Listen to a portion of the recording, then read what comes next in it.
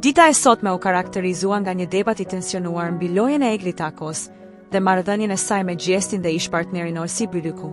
Visja nuk cenaj foli hapër për rrugtimin e Eglit, raportin me ishin dhe ndikimin e saj në lojën e Gjestit.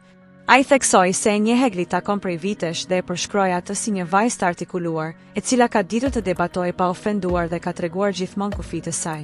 Sipas tij, Egli ka ndjerë realisht për Gjestin dhe është vetë sakrifikuar për të, duke besuar se ai nuk e shihte si një strategji loje.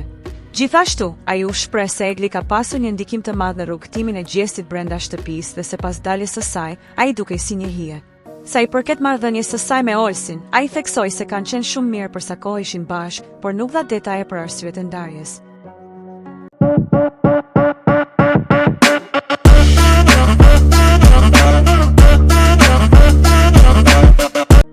Në debat u përmend edhe fakti se Egli ka vuajtur nga depresioni dhe ataku i panikut, gjë që mund të ketë ndikuar në mënyrën si e ka përjetuar eksperiencën në shtëpi. Në këtë ndërhyri Ronaldo me një koment thumbues, duke sugjeruar se nëse Egli nuk do të kishte qenë posesive, sot mund të ishte ende me Olsin dhe jo në një reality show, duke u përfshirë në situata të tilla. Ky koment ndezi reagime të forta, me kundërshtime të menjëhershme nga të ftuarit e tjerë.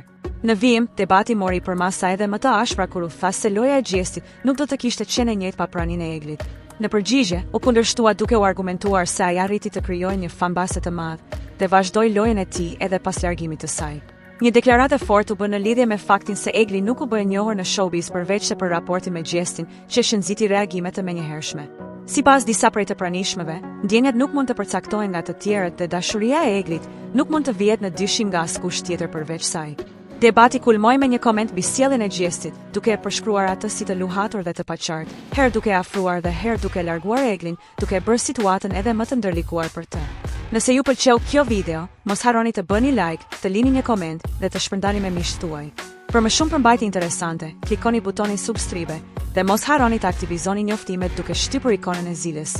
Vizitoni kanalin ton për të mos humbur asnjë video të re. Ju presim!